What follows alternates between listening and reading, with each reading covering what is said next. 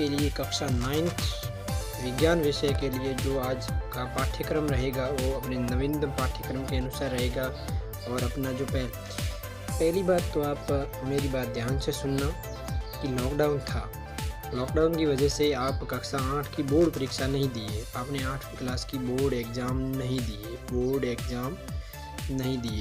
तो board exam नहीं दिए मतलब आपको क्या किया है, प्रमोट। जब आपको प्रमोट किया गया है तो यहाँ पर बात ये बनती है, कि जैसे आपको प्रमोट तो आपको कर दिया, अब बात रही अपने बेसिक की, तो बेसिक बिल्कुल अपने पास है नहीं, तो करें क्या। उसके लिए भी विकल्प है, उसके लिए मैं अलग से बेसिक के लिए अलग छोटे टॉपिक होंगे, उनके लिए मैं अलग से टॉपिक कंटेंट यहाँ पर जितने भी वीडियो होंगे वो मैं इस चैनल पर अपलोड करता रहूँगा समय समय पर। और आपकी जो भी प्रश्न होंगे, अब अपलोड करने का मेरा तरीका क्या रहेगा वो सुनो। मेरा तरीका ये रहेगा कि जैसे मान लो मैं आज हमारे आसपास के पदार्थ में आपको पाठ पढ़ा रहा हूँ। आज का टॉपिक अपना ये रहेगा जो अपने सिलेबस में भी है। तो अपना कंटेंट ये रहेगा कि जैसे आपने किसी की कोई मान लो सवाल आपने कमेंट बॉक्स में चिपकाया है, तो उसका मैं मान लो 5-6 सवाल हो गए, तो उनका मैं हो सकता है रिप्लाई तो मैं दूंगा ही, लेकिन उसके बाद में 5-6 सवाल बनेंगे, उनके ऊपर मैं अलग से वीडियो लेके आऊँगा जो आपके डाउट को सॉल्यूशन करेंगे। हालांकि इसमें पढ़ाया गया होगा, उसके अंदर आपका कोई डाउट नहीं रहेगा, और फिर भी यदि रह जाता है तो मैं इसके अलग 0 लेवल साइंस भी मैं इसके लिए एक अलग प्लेलिस्ट बनाऊँगा जिसके अंदर वीडियो अपलोड करूँगा। तो चलते हैं आज अपने टॉपिक पर।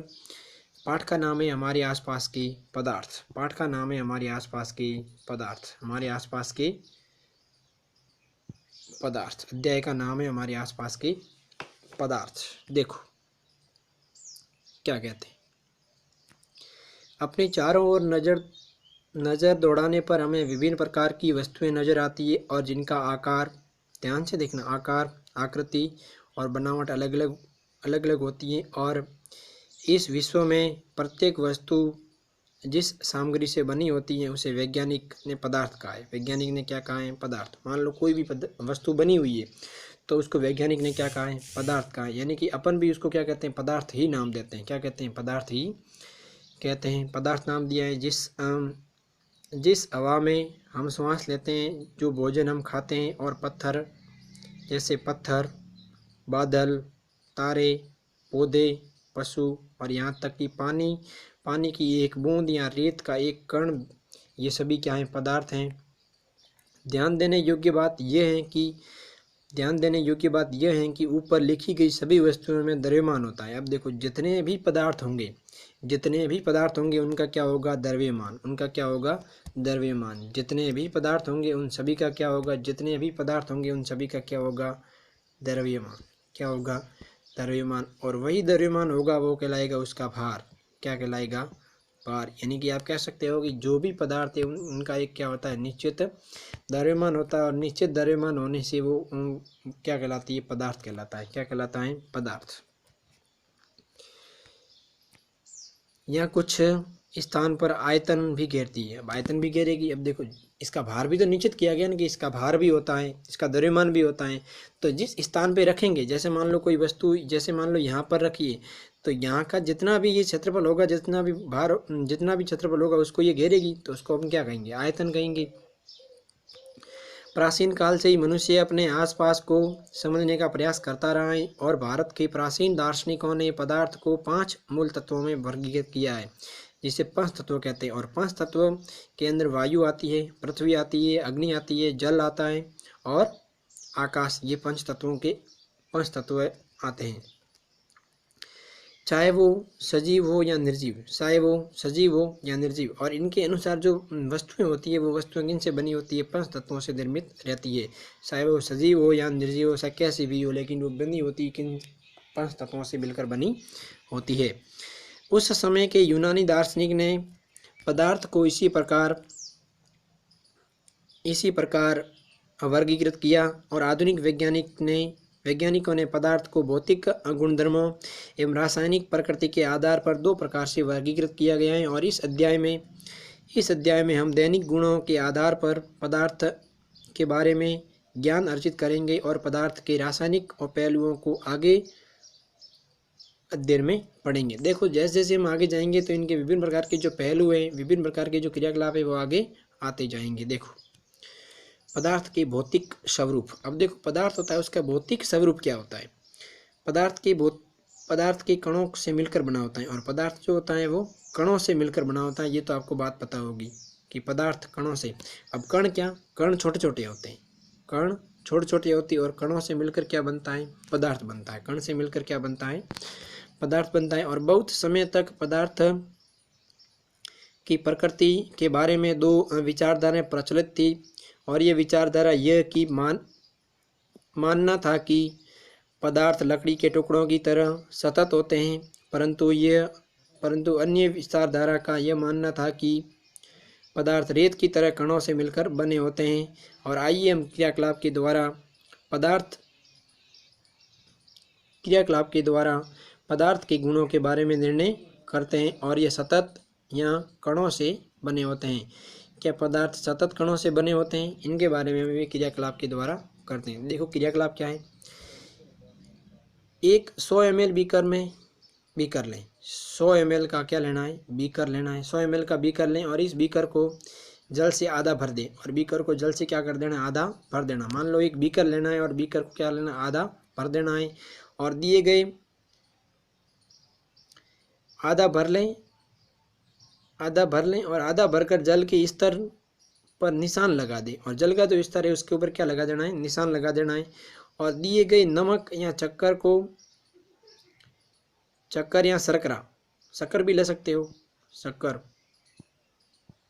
शक्कर भी ले सकते हो या शर्करा भी ले सकते हो। और कांच की सड़ की मदद से जल को घोल दें। अब क्या करना है कि आपने एक गिलास लिया है, या फिर अपनी भाषा में कह लो कि एक गिलास लिया है, और गिलास के अंदर क्या लिया है, 100 ml पानी लिया, और उस पानी के अंदर क्या डालना है, नमक। और फिर गिलास की सड़, या अगर गिलास की सड़ नहीं हो या कांच की सड़ नहीं हो तो आप उसकी जगह कोई लकड़ी का लंबा सा टुकड़ा लकड़ी, थोड़ी सी लंबी लकड़ी लेकर या पेन की सहायता से आप उसको पूरी तरह से क्या कर दें, हिला दें, और जल के स्तर में आए बदलाव को ध्यान दें। और आपके अनुसार नमक या शर्करा का क्या हुआ, मतलब वो कहाँ गए, ये कहाँ गायब हो गई, और क्या जल के स्तर में कोई बदलाव आया है, देखो क्या होता है। इन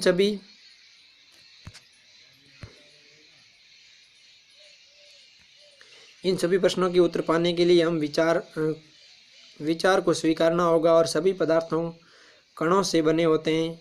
और उपरोक्त क्रियाकलाप में चम्मच में रखी नमक या शर्करा अब पूरे पानी में घुल गई है, जैसा कि चित्र 1.1 में दिखाया गया है। देखो चित्र 1.1 यहाँ पर नहीं है, हम अगले पेज पे चलते हैं।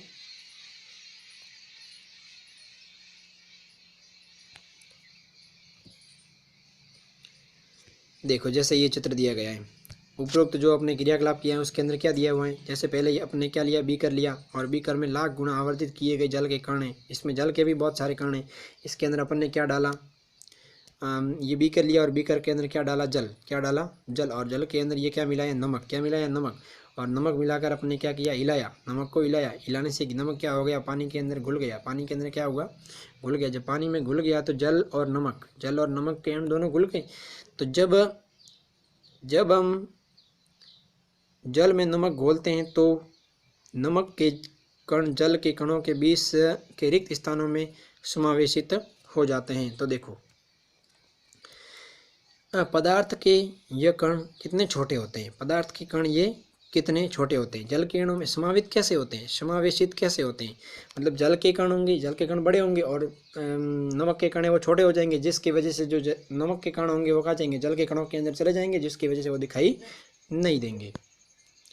देखो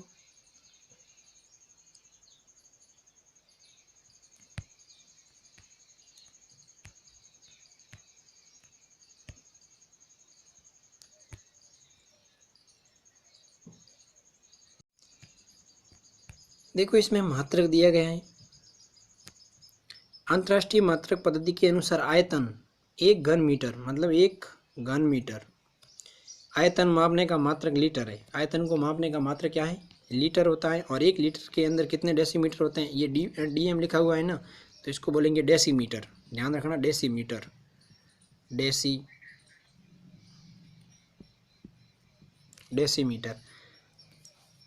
और 1 लीटर में कितने ml होते हैं? 100 मिलीलीटर, 100 मिलीलीटर। और 1 मीटर में कितने सेंटीमीटर होते हैं? तो 1 मीटर में सेंटीमीटर जो होते हैं वो होते हैं 10⁻³ सेंटीमीटर, 10⁻³ सेंटीमीटर। ये आपको ध्यान में रखना है। अब देखो आगे, पदार्थ